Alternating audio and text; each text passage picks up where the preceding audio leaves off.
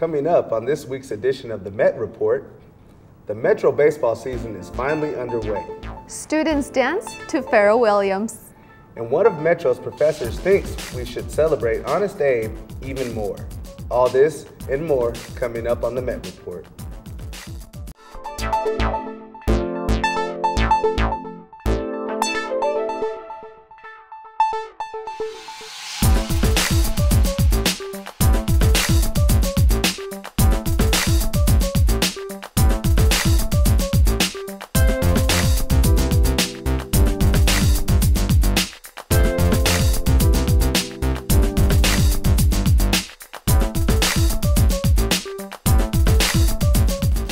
Welcome to this week's edition of the Met Report. I'm Yesica Escalante.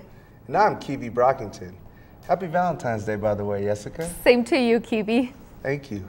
If you missed Metro's homecoming events this week, there's still time to enjoy tomorrow's games. Homecoming week features themes every day. Students enjoyed free t-shirts, live music, a scavenger hunt, and a bonfire. MSU Denver wraps up homecoming week with men's and women's basketball tomorrow starting at 5 p.m. New tonight, 5 alumni and a team get recognized at the 2014 Metro State Athletic Hall of Fame banquet. Honorees include Nicole Cito for women's soccer, Brian Edwards for baseball, Larry Risk and Mike Seeley for men's basketball, Eduardo Provencio for tennis, and the 1989 volleyball team. The ceremony takes place at the Metro Zone Spring Hill Suites. Tickets are $35. You can purchase them online at events.msudenver.edu. Speaking of Spring Hills, MSU Denver's Hospitality Learning Center has a new place for students to dine. The Metropolitan Grill is now open Monday through Thursday until May 12th. Students can make reservations between 11 and 12:30 p.m.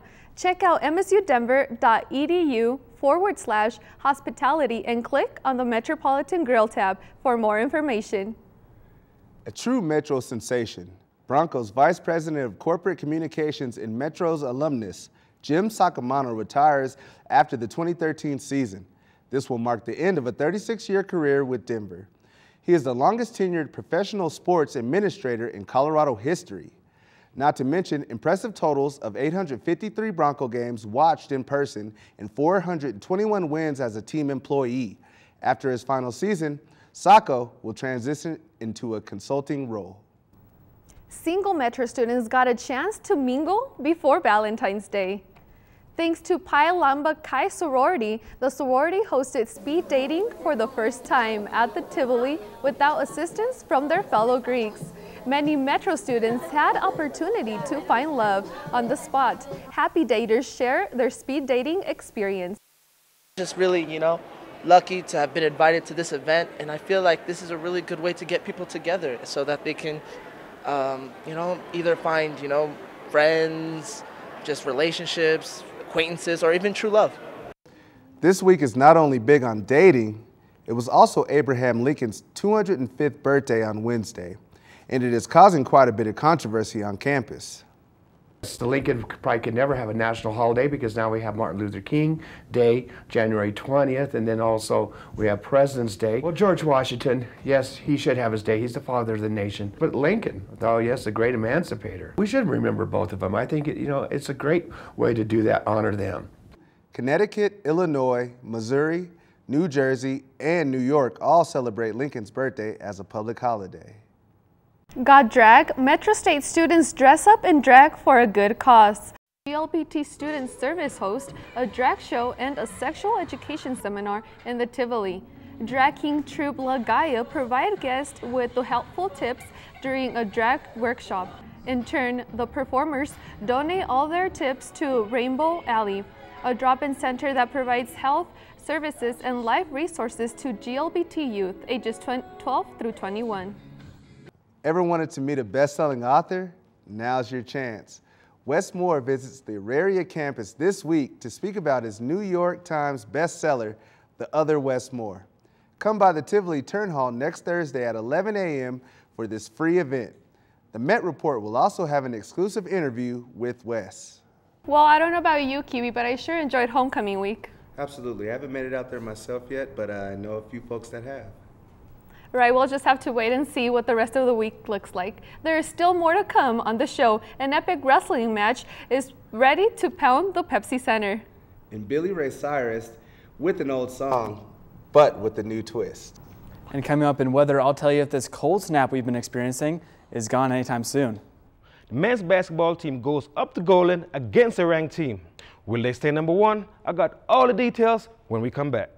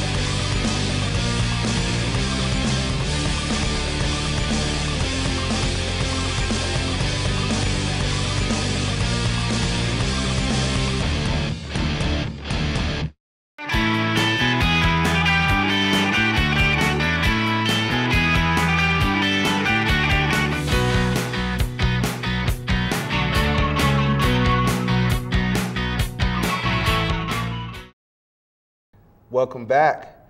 The Colorado Department of Transportation closes 6th Avenue from Sheridan Boulevard to I-25 this weekend. The closure starts Friday night at 9 and reopens Monday morning at 5. Road crews will change traffic patterns and set up detours during the closure. Be sure to plan ahead with your destination. This month marks the beginning of a 17-month construction project on 6th Avenue. Many people associate Valentine's Day with love. Business owners associate it with hard work. Jesse Salazar shows us how it all comes together. Family-owned Bonnie Bray Flower Shop looks at Valentine's Day from a different lens. When I came back from the service, there were 7 million men coming back at the same time, and there was no way to find a job. So I went to work in a flower shop and ended up buying this. Bonnie Bray Flowers has been around for over 75 years. Store founder Harry Gobert knows the importance of hard work, especially from his era. Well, I'm grateful for it. At the same time, I hate it. You know, it's a lot of work for us. This local shop sees Benjamins instead of love. What started as a Roman festival has now become a celebration of affection. This flower shop shows the work it takes so you can show off your admiration. Hard work pays off, especially for holidays like this. This will be dork. Belle Dungan is excited about the new people who come to visit the shop. Yeah, that's right. Is that they can kind of stop in and get any time of the year. So it produces a lot of new customers for us, and that's a good thing. For some people, Valentine's Day means romance and spending that special time with that special person. But for others, Valentine's Day means hard work, sweat, and blood. I'm Jesse Salazar for the Met Report. The Denver Rescue Mission has set a new record this month. They housed 537 people between the Lawrence Street Shelter and the Administration Building. The mission served 937 meals during that time. The Denver Rescue Mission says they will do whatever is necessary to make sure people are safe and warm when the temperatures drop. The Mayan Empire collapsed more than 1,000 years ago, and its rebirth happens in Denver. The Denver Museum of Nature and Science opens up a new, unique exhibit that will feature everything Mayan. This new exhibit has the largest Mayan artifact ever to be shown in the U.S. The new exhibit opens today and ends August 25th. If you are up for something a little more wild, this Monday, WWE Raw airs live at the Pepsi Center. Met Report's Mark Springer gets the scoop of the event from campus students. Yes, yes, yes. Right across the street from the Auraria campus, right here at Pepsi Center, WWE Raw will emanate live from Denver as part of the Road to WrestleMania. WWE programming is available in over 150 countries, 30 languages, and reaches more than 650 million homes worldwide. They produce about 300 live shows a year, but this will only be the second time in over 6 years that Raw will be live in Denver. So I scoured the campus to see if I could find some closet wrestling fans to share their excitement. I'm excited to see if CM Punk comes back.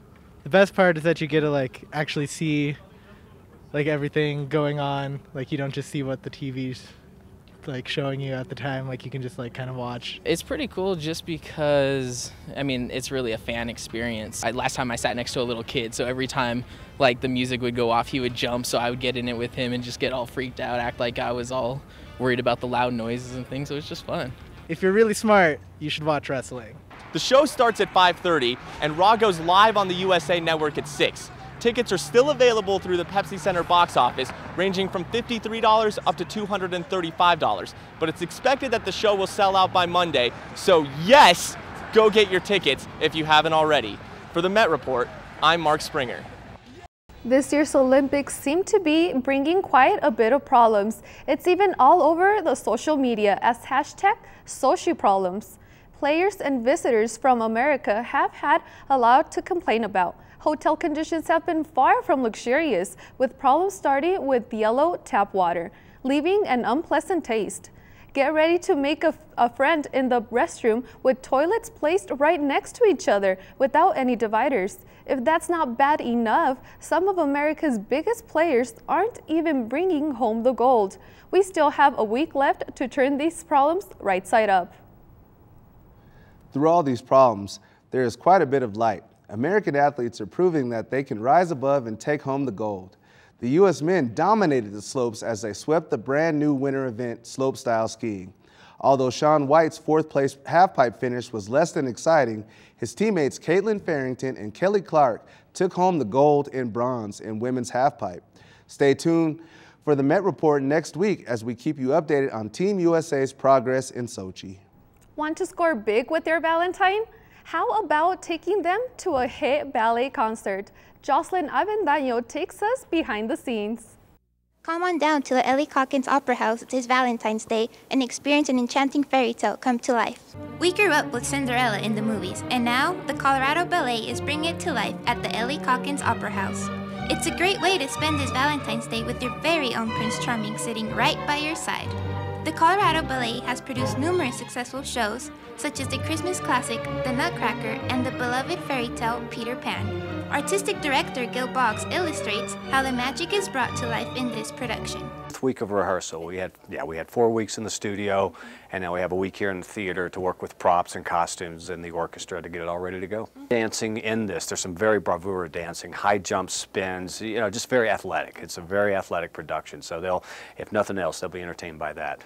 It's about a couple of people that fall in love, and there's a nice little wedding scene at the end. I'm not saying, on first date, propose. We open Valentine's Day, February 14th. It's for 2 weekends. We close on the 23rd of February, 9 performances altogether. And to get your tickets, you can go to our website, coloradoballet.org, and get your tickets there. And like I said, move fast. They're going quickly.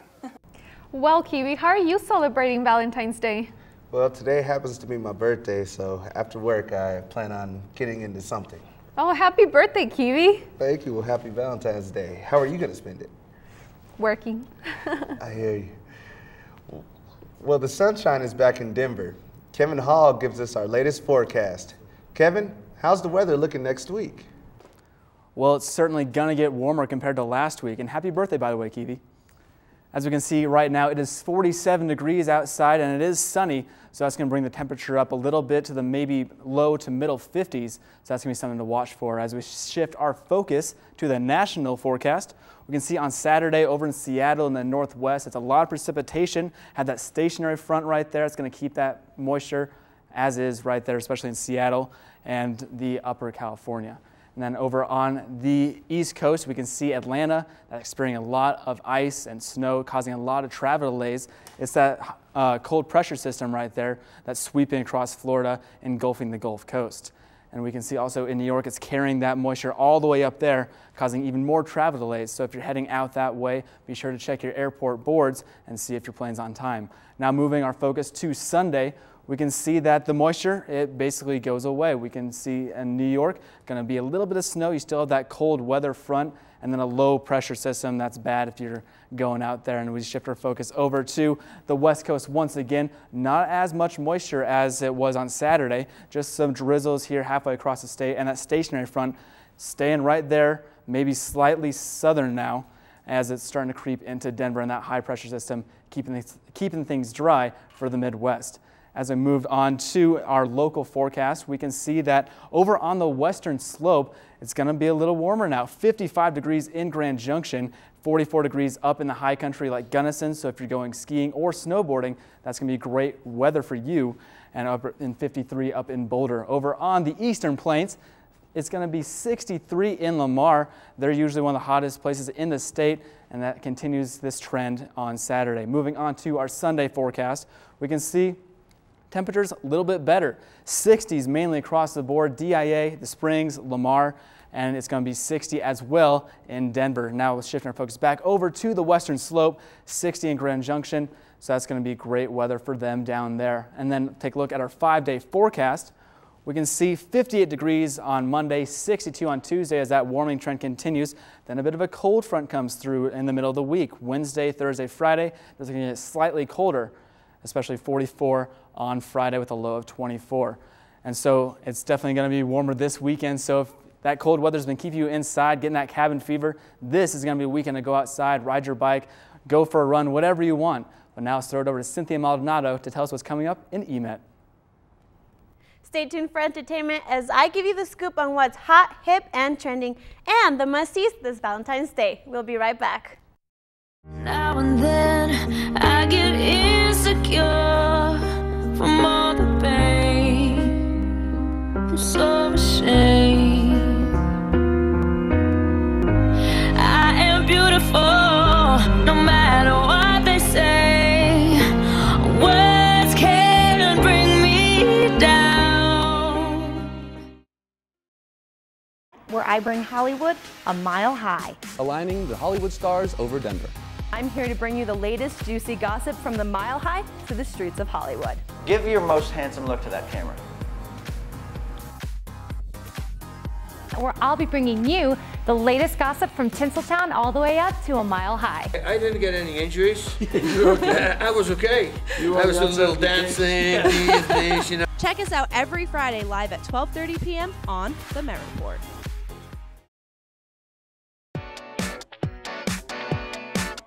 Now joining us for entertainment is Cinthia Maldonado. Looks like we got an American Idol singer on campus. That's right, Jessica.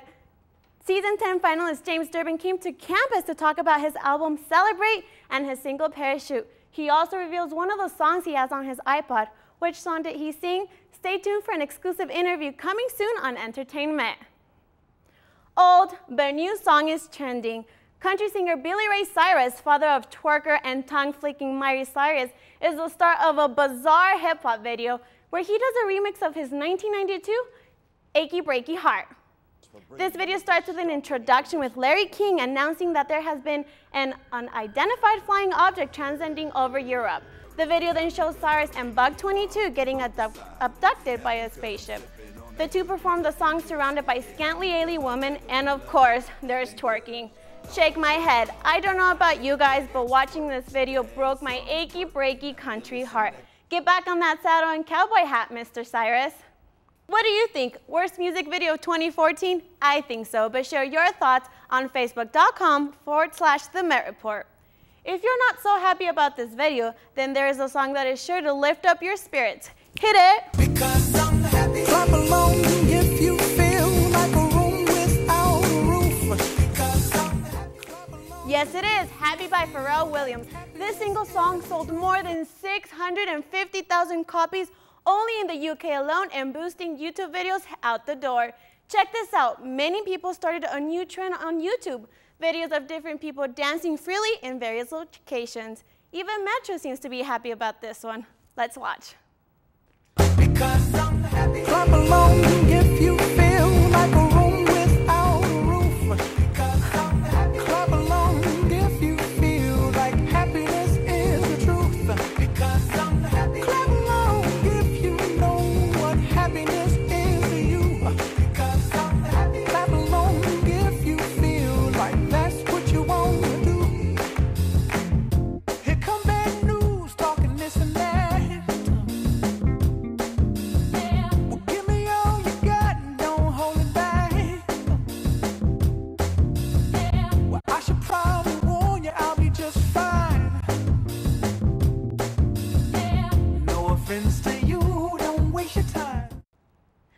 From happy feet to a happy holiday, Valentine's Day is finally here. So for those of you who have been living under a rock, here's what some students are planning for their loved one.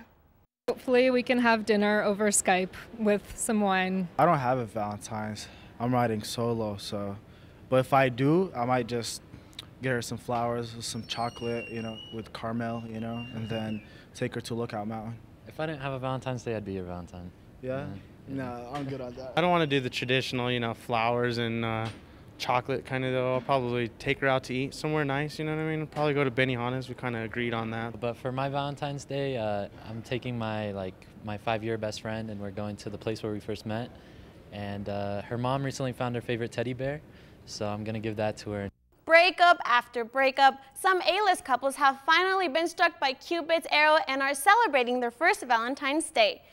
People's Magazine most recent name, Sexiest Man Alive Adam Levine and supermodel Beate Prinsloo unite their fling and are celebrating today as an engaged couple.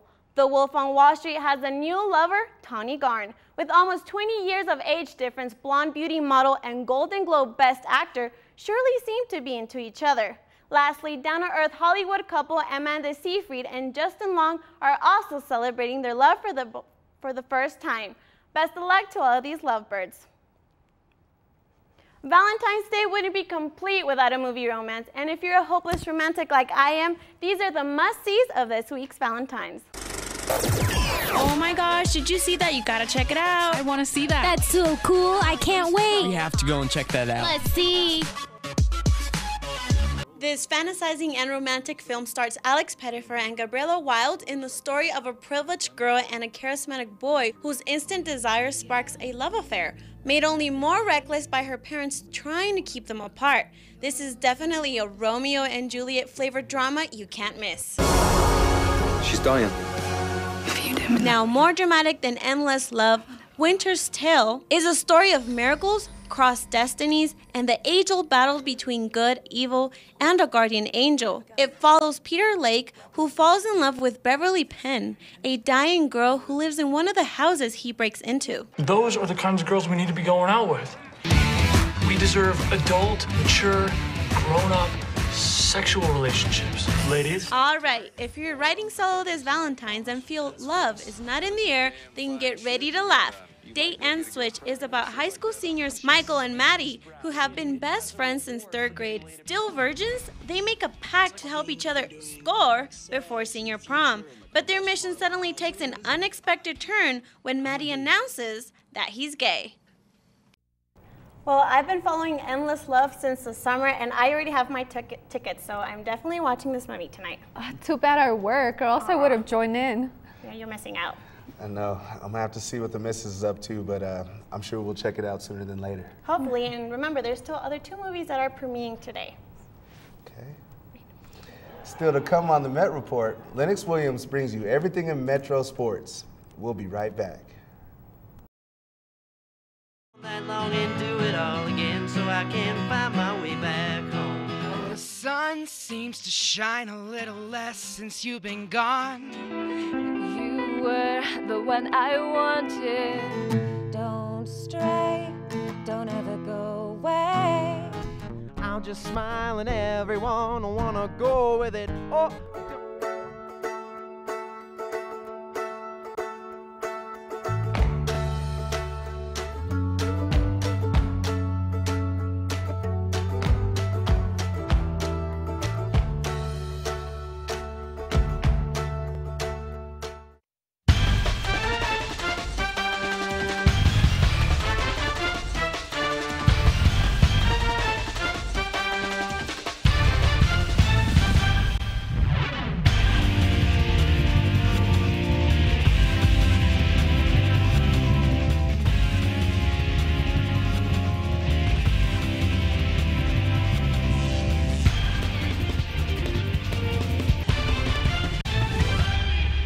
Now joining us for Met Report Sports is Lennox Williams. Lennox, I heard baseball season is starting up. Yes, but first we're going to go to basketball. The women's basketball team ended the weekend on a 3-game winning streak. It was a defensive game. Kara DeGarma was the only player for Metro in double figures with 10 points. The Roadrunners outlasting the Ore Diggers 44. The following night, Metro went to Lakewood to take on Colorado Christian University Cougars to increase their winning streak to 5 games. The Roadrunners is looking to get past 500 for their overall record, while the Cougars was looking to stay ahead of Metro in RMAC play. Both teams came out making baskets. The Roadrunners moved the ball from side to side and got open shots. The Garma hit one from behind the arc. Cassie Lambert followed up with one of her home to keep the score 37-all. CCU came out stinging in the second half. Katie Luton and Christine Whiteloff kept the Cougars close to Metro, but the Garma was on a roll with a career-high 22 points. Senior center Amy Nelson got in some action too. The defensive pressure was superb, which helped propel the Roadrunners to an 81-68 win over the Cougars. We are tied with a couple teams in the RMAC right now, so the more wins we get over these really good teams, the higher it puts us up on the ratings and everything. So if we can get big wins like this, especially on the road, it really helps us in the long run. With this victory, Metro moved to 11-10 in overall record and 10-7 in the RMAC, which pushed the Roadrunners to tie for 5th place. Tomorrow, Metro State hosts Regis University at 5 p.m. right here at Area Event Center. Metro State men's basketball team was coming off a 2-0 weekend and was looking to face Colorado School of Mine at their place. Let's see what happened. On Friday, the men's basketball team took their 1-loss record up to Golden to take on the number 11 ranked Colorado School of Mine. Mine started out electric, big dunks, 3-pointers, alley-oops. Their fans were smelling a victory. The Roadrunners kept it close and was only down by 3, 29-26 at the half. The Ore Diggers came out in the second half throwing everything at Metro, resulting in a 10-point lead for Colorado School of Mine. Nick Keve got a wide open shot, 1 bounce, 2 bounce, 3-point is good. Brandon Jefferson hit the deciding shot to take the lead, and the game-clinching steal, Metro win 57-54. Well, you know, you win games by getting stops. We got 7 stops in a row at one point about halfway through. And, you know, we were down 10 with 14:33 left or something like that. We just continue to practice getting stops because all we needed to do was make 1 or 2 buckets in a row just to kind of loosen things up. Because, again, you're going to have tough nights offensively. And the other thing is we were finishing possessions and getting defensive rebounds. The next night, the Roadrunners took on CCU Cougars and was up by 20 points at halftime. The Cougars came storming back and take the lead with less than 3 minutes left. With the help from Raul Delgado, the Roadrunners held on for the victory 66-61. Next up for the Roadrunners is a meeting with Regis at the Area Event Center. Do remember, it's homecoming. Game starts at 7 p.m. Come help cheer the Roadrunners as they make a push towards the postseason.